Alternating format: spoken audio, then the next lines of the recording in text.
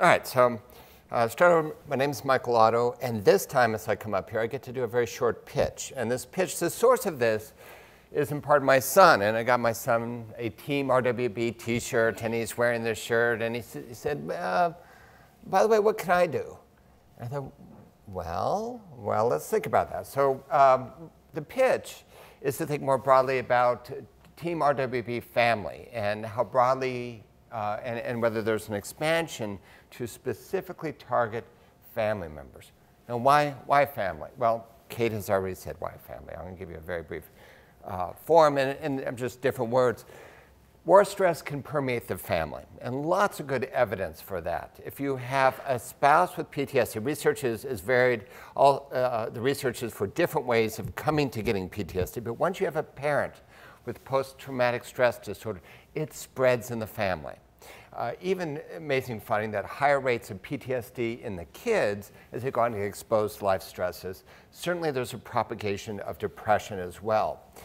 And that's also important because it's one of those sparky moments to talk about veteran groups with post-traumatic stress disorder. We never should not focus on the other really prevalent piece, which is depression. And a depressed parent has especially better research on depressed mothers, has a profound effect on the kids as well and on the spouses. So it propagates through the family, and this evidence is also good if you treat the depression in the mom, the behavior problems and the depression in the kids go away. Now we've already had the sense of the importance of this for the family. It's also important for the veteran because it's so easy for this to go around and around in a cycle. Predictors of post-traumatic stress disorder, both onset and course, have to do with the degree of social support in the post-stress period. The better the linkage and the lower the stress, the better you do relative to onset and continuation of the disorder. So if we put these together, and you have to go around the circle, I don't have my laser pointer. Either way, we're starting with the index episode of depression, PTSD, anxiety, no matter what it is in the parent. That translates, if we go right to the top, to child symptoms, translates to increased behavioral problems. What does that do? That increases the stress, and then we have an aggravation of the index episode. We go the other way as well, up to the upper left, to translation of increased stress and disorder status to the spouse. Communication goes out the window, lower social support, aggravation of the original condition. So there's two reasons to target. One, to target family members, spouses and kids, for no other reason but to improve the status of the veteran, but also, given the numbers that Kate talked about, that there's the veteran and then the family, and then you get really big numbers of Americans to intervene directly with the family members for their benefit. So in intervening, two roles. One is mood and stress management, which I'm just going to expand on the idea of my previous talk, but to show the effects that extend to adolescence. Adolescence is where the research is. There's presumptions it should do as well with younger kids, but also the idea of team building. Some of you mentioned my blog, where I blogged on the importance of team for motivation for getting out there, especially for veterans where the team in a war zone means everything. It means survival. You come home and you have your home team has been disrupted. And in the cloud, one of the things that person wrote was about the disruption in the team and the difficulty of finding points of connection. Having shared events, no matter what they are those points of connection. Dating research. If you go out on a date and you introduce your date to something that's exciting and fun, that positive emotion gets glommed onto you. Even if you don't deserve it, it gets glommed onto you.